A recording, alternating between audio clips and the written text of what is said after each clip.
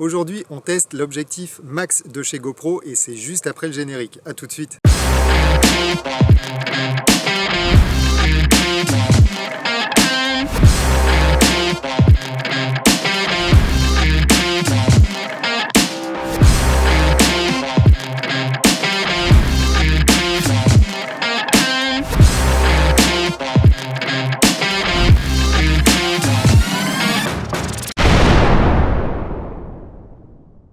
Salut les amis, c'est Stéphane, j'espère que vous allez bien, ça me fait très plaisir de vous retrouver sur la chaîne. Alors aujourd'hui, on va tester l'objectif Max de chez GoPro.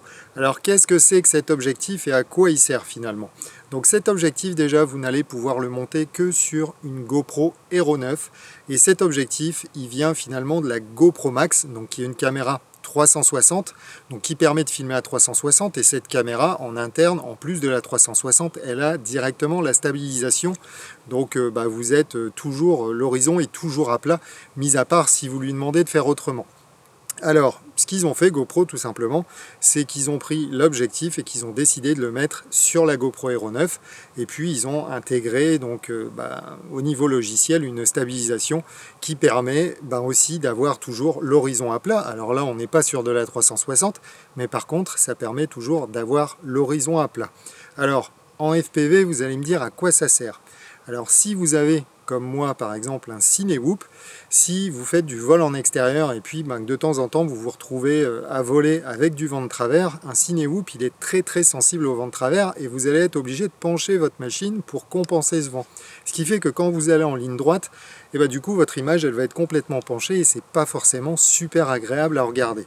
Donc là, grâce à cet objectif et puis grâce à la GoPro Hero 9, vous allez pouvoir donc avoir une image qui est toujours à l'horizontale. Je pense que au niveau des applications, ça s'applique plutôt justement à du Cinewoop et pas du tout à du drone freestyle, puisque si vous volez avec un drone freestyle, toutes les figures que vous allez faire, elles vont être compensées par la stabilisation, donc ça n'a pas vraiment grand intérêt. Alors la GoPro Hero 9, c'est déjà une caméra qui est très lourde à l'origine. L'objectif il est un peu plus lourd, alors c'est pas vraiment un objectif, c'est plutôt une lentille, mais cette lentille elle est un petit peu plus lourde que la lentille d'origine. On a des moyens de gagner du poids sur la GoPro Hero 9, par exemple au niveau de la batterie. Si vous changez la trappe et puis que vous trouvez une prise spécifique donc qui va de USB-C jusqu'à une prise d'équilibrage LiPo, là vous allez pouvoir alimenter votre GoPro directement avec votre LiPo. Donc ça fait gagner le poids de la batterie qui est pas négligent parce que la batterie de la GoPro Hero 9 elle est plus grosse par exemple que les anciennes générations. Donc si elle est plus grosse, elle est forcément plus lourde, donc ça vous permettra de gagner un petit peu de poids. Mais revenons à cet objectif GoPro Max qui donc s'adapte uniquement sur la GoPro Hero 9. Moi je trouve que c'est une bonne solution. Juste après, je vais vous mettre des images d'un petit vol que j'ai fait ce matin. Il y avait énormément de vent. Vous verrez, si vous regardez bien au niveau des branches des arbres, vous allez voir qu'il y avait pas mal de vent. Je me faisais pas mal déporter. Et si j'avais filmé avec une caméra standard, enfin un objectif standard qui n'est pas forcément stabilisé, et du coup j'aurais eu des images de travers beaucoup de fois sur la vidéo. Donc je pense que voilà, au niveau du Cinewoop, c'est une lentille qui trouve tout son sens au niveau du FPV. Alors bien sûr, vous pouvez l'utiliser pour plein d'autres activités. Moi, je l'utilise en VTT et c'est assez bluffant parce que c'est pareil, quand on penche dans les virages, quand ça bouge, c'est super stable. Aussi, au niveau du fichier de sortie, vous aurez directement un fichier que vous n'aurez pas besoin de retraiter avec, par exemple, un logiciel comme RealSteady.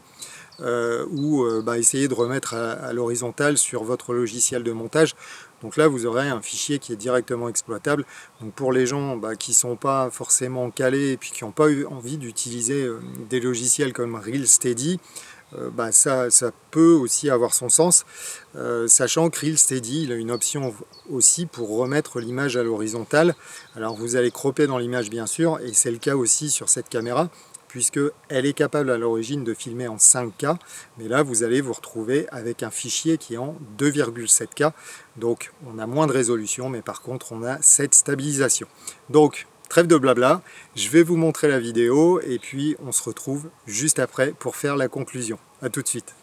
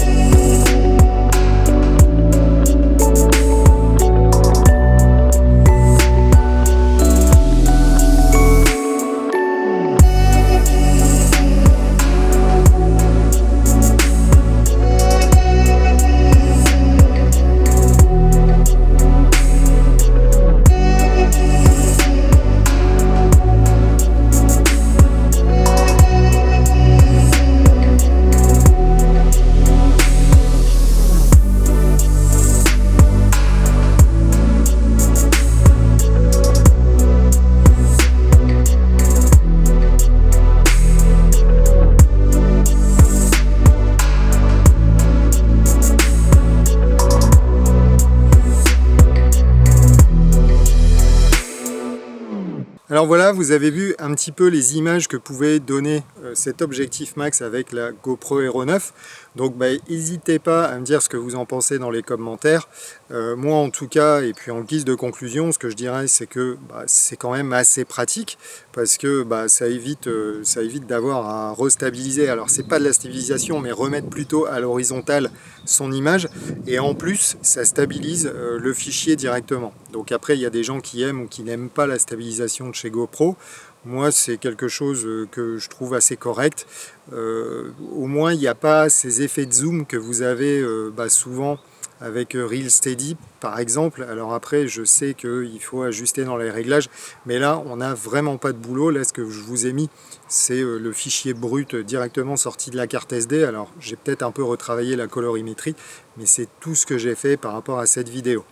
J'ai oublié de vous dire le site dans lequel j'ai volé. Si vous habitez dans la région Picardie, n'hésitez pas à aller y faire un tour. Ça s'appelle les ruines gallo-romaines de Chanlieu. C'est un très très beau site. C'est un site super sympa qui permet de se ressourcer. C'est en pleine campagne. Alors moi, je vous rassure, j'ai embêté personne. Je suis allé faire ma vidéo à 6h30 ce matin. Il faisait un petit peu froid, il faisait 4 degrés. Je ne sentais plus mes doigts à la fin. Mais voilà, c'est un super site et n'hésitez pas à y aller. Ce qu'on va faire maintenant, c'est que je vais, alors c'est une petite partie qui est un petit peu nouvelle par rapport aux vidéos, c'est que je vais aller voir vos commentaires et puis je vais vous répondre en direct parce que finalement, voilà, vous êtes nombreux, enfin assez nombreux, on va pas dire que vous êtes super nombreux, mais vous êtes assez nombreux à me laisser des commentaires, me poser des questions, et j'ai pas souvent le temps d'y répondre, alors je m'y mets parfois le samedi, j'y réponds. Alors là ce que je vais faire, je vais prendre mon téléphone, et puis je vais lire les commentaires, et puis je vais essayer de vous répondre à toutes les questions possibles. Alors le premier commentaire nous vient de Lézard Vert. Merci Windy, quand on n'a pas la chance d'être initié à la culture de l'aéromodélisme et plus particulièrement du FPV par ses proches et son entourage, c'est pas évident de progresser dans ce hobby. Je suis tout à fait d'accord avec toi. Heureusement, on peut compter sur 2-3 groupes Facebook, quelques forums et YouTube. Pour un jeune padawan qui ambitionne de conquérir le ciel en quadcopter, quel plaisir de tomber sur tes vidéos pour glaner cette culture FPV qui me paraît tellement inaccessible. Quand tu pars de rien, petit à petit, je me familiarise avec le vocabulaire, les différentes marques, le protocole. J'espère que tu vas continuer sur ta lancée. Ton nouveau studio va te donner des ailes et nous faire des vidéos. MDR, ton introduction sur la review du Mavic FPV. Merci pour ce partage de culture. Je te souhaite un bon printemps 2021 avec de beaux vols et de belles surprises en culture FPV. Eh bien, Lézard Vert, merci beaucoup à toi pour ton commentaire. Alors là, tu ne me poses pas forcément de questions, mais écoute, c'est super sympa. Un long commentaire. Merci. Voilà, ça me fait extrêmement plaisir de recevoir ce type de commentaires. Et puis, bien sûr, ça me motive à continuer. Alors, on a aussi un commentaire de Angridon FPV. Alors, si vous ne connaissez pas Angridon FPV, c'est un petit peu le spécialiste français de tout ce qui est Tiny Whoop, tous les petits drones, voilà. Il est vraiment calé là-dessus. Alors, ça me fait super plaisir qu'il rebondisse sur ma vidéo parce que oui, en France, c'est un petit peu une référence dans ce domaine. Donc, n'hésitez pas à aller voir sa chaîne parce que y a beaucoup d'infos à prendre. Donc, il me dit « Salut Indy, j'arrive un peu après la guerre, mais chouette review. Pour le placement du port USB, j'avoue c'est mal foutu, mais c'est quand même super solide avec les 3 pattes qui traversent le contrôleur. Plutôt que se souder seulement en surface, ma solution, monter l'AFC à l'envers, mais ça, tu l'as vu dans ma vidéo apparemment. J'ai pas entendu parler de la version 4 pales. Il y a des Mobileye 6 en 65, mais ça n'a rien à voir. Il y a par contre d'autres trucs qui arrivent chez Happy Model, stay tuned. Donc ça veut dire que voilà, on va avoir quelques petites nouveautés chez Happy Model, alors je ne sais pas quand, mais voilà, quelques whoops. Donc une info exclusive de Angridon FPV. En tout cas, merci à toi pour ton commentaire. Et puis effectivement, j'avais vu qu'on peut monter le flight controller à l'envers pour solutionner ce problème de port USB. Et je devais confondre, mais effectivement la version 4 pales c'était la version 65 mm. Donc c'est pas une machine que j'ai forcément commandée parce que celui que j'ai me convient très très bien, ça vole très très bien, c'est une super machine. Alors le prochain commentaire nous vient de RC06. Bonjour à toi. Alors salut, je viens de voir ton tuto, super, mais j'ai une question, je ne trouve pas les tables de VTX avec Et c'est surtout ça, les différentes puissances. Le mien peut aller jusqu'à 800 mW. Comment tu peux faire pour paramétrer ça? Alors pour paramétrer tes VTX Table, en fait, tu vas sur VTX Table, tu descends tout en bas et tu as des chiffres, tu as 0, 1, 2, 3. Et en dessous, en fait, tu peux modifier les puissances. Il me semble que c'est comme ça qu'il faut faire, je suis plus certain. Alors, regarde sur le wiki de Betaflight aussi, parce que je pense que c'est très très bien expliqué là-dessus. Et puis, si tu t'en sors vraiment pas, je regarderai, repose-moi une question, et puis j'hésiterai pas à te répondre. Tu peux m'envoyer un email aussi sur windy.fpv@gmail.com. Ensuite, c'est toujours... Ah non, maintenant on a 2 commentaires de Amaury Herbino. Superbe vidéo bien faite, je regarde toutes tes vidéos, merci beaucoup Amaury. Je regarde aussi les commentaires, questions peut-être débiles, alors il n'y a jamais de questions débiles. Question peut-être débile, alors mais juste pour avoir une idée, j'ai une T8SG sans module externe, j'ai un drone eShine 220. Pour les appairer, alors pour les paires, à mon avis, tu dois vouloir me dire pour les appairer, je dois choisir dans le module interne FrSky V8 comme tu as dit dans l'autre commentaire.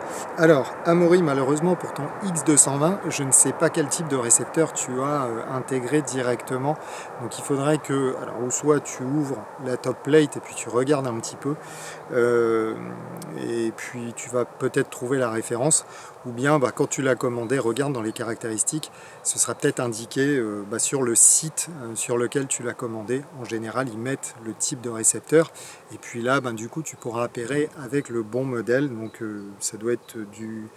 Alors je vois du FrSky V8, je ne sais pas où, c'est peut-être du FlySky que tu as. Moi je me rappelle que sur le mien c'était un récepteur FlySky. Donc à tout hasard, jette un œil là-dessus et puis reviens vers moi bien sûr si tu ne trouves pas la solution, et puis envoie-moi une photo si tu veux. On essaiera de résoudre le problème ensemble. Alors maintenant on a un commentaire de monsieur Eric Pellachou. Alors excuse-moi Eric si j'ai froissé ton nom. Salut Stéphane, oh là là, c'est déjà pas simple avec Betaflight, mais toujours très bien expliqué, on sent la maîtrise de tout ça. Merci pour ces tutos signés Eric, et merci beaucoup à toi Eric. Merci beaucoup pour ton commentaire, ça fait plaisir. Et puis j'espère que tu auras l'occasion d'essayer EmuFlight, parce que ça vaut quand même le détour. Voilà, c'est autre chose que Betaflight, donc ça vaut le coup d'essayer. Ensuite, on a un commentaire de Laurent Den. Donc, super explication. Je n'osais pas encore passer sur EmuFlight, mon Nazgul 5. Mais grâce à toi, je vais pouvoir le tester sans problème. Merci pour tout ce que tu fais. Merci à toi, Laurent, pour ton commentaire. Ça fait plaisir.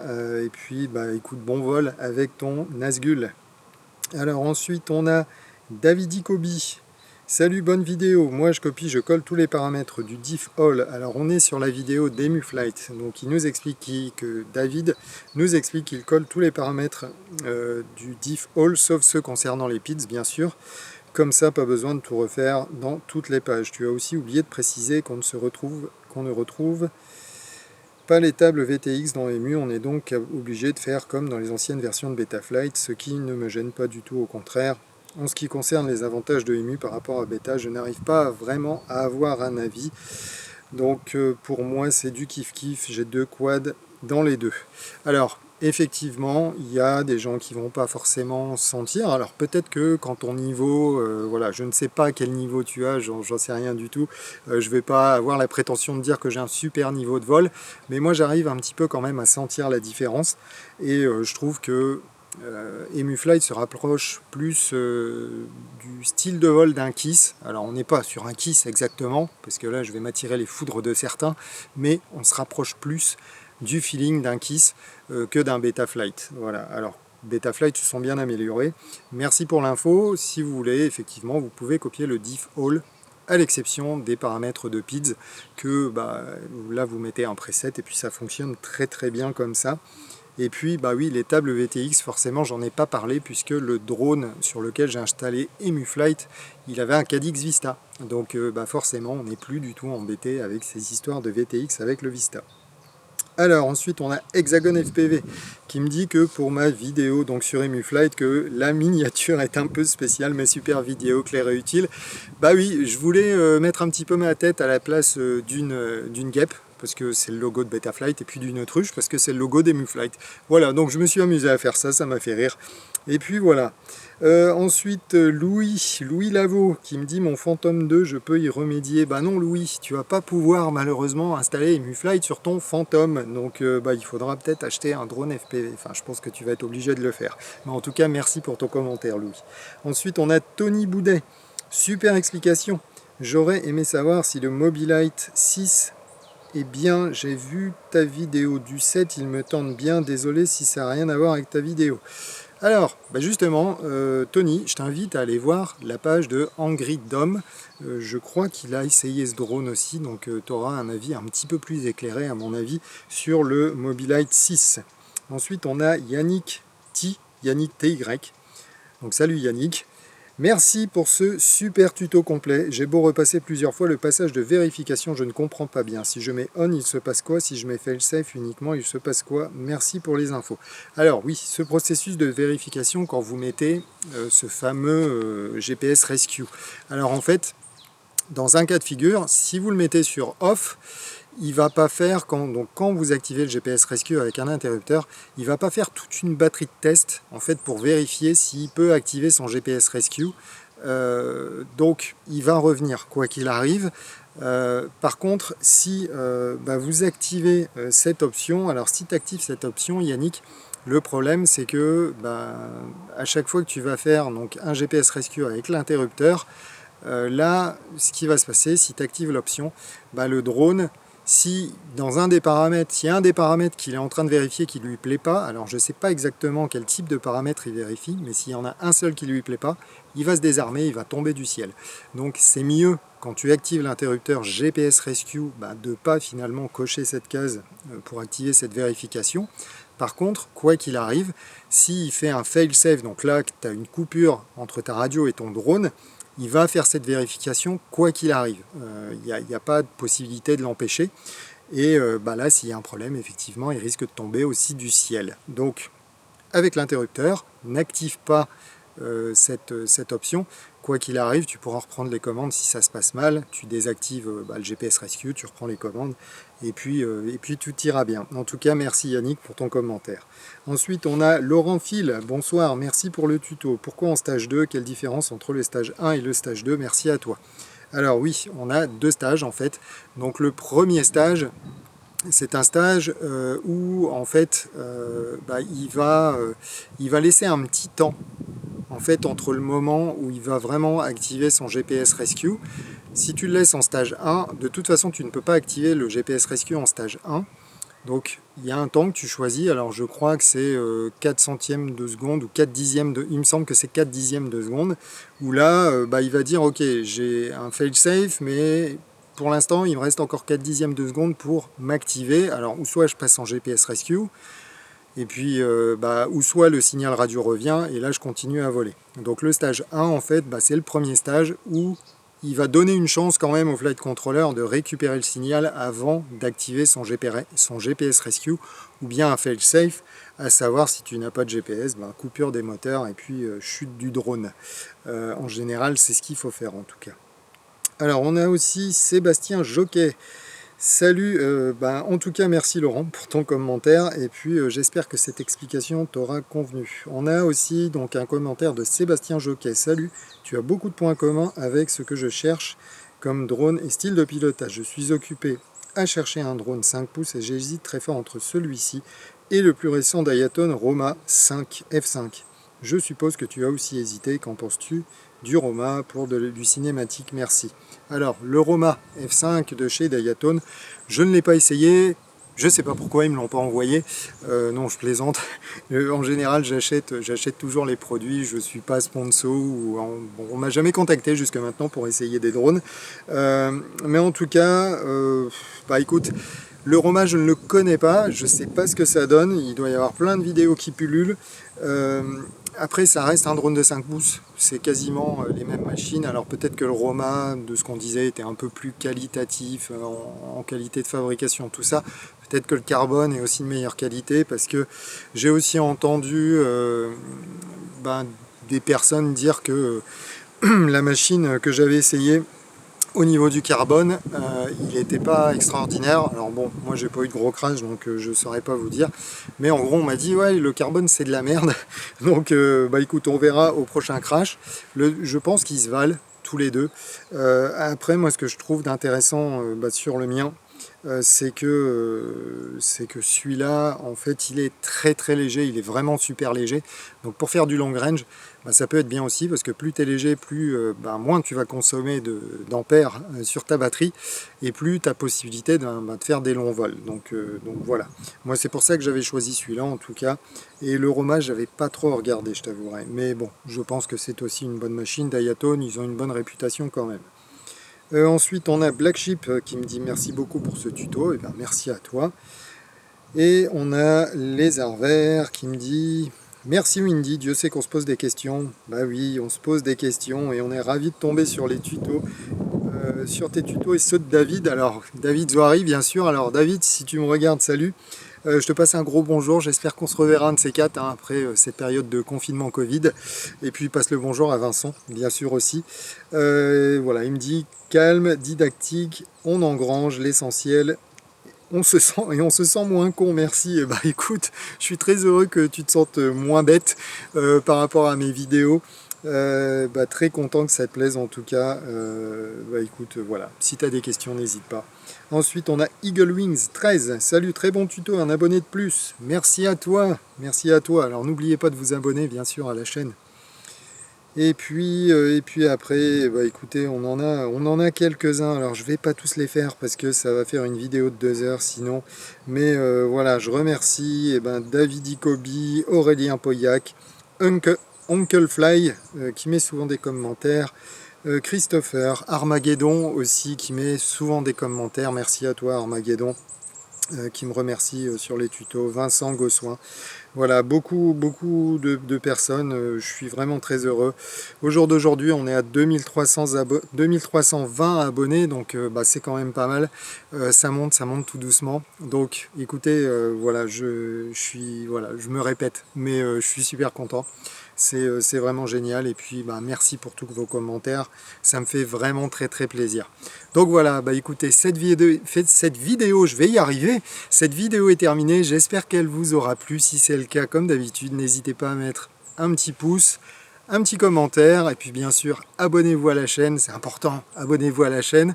Et puis en attendant, je vous souhaite de très très bons vols, et puis je vous dis à très bientôt, ciao.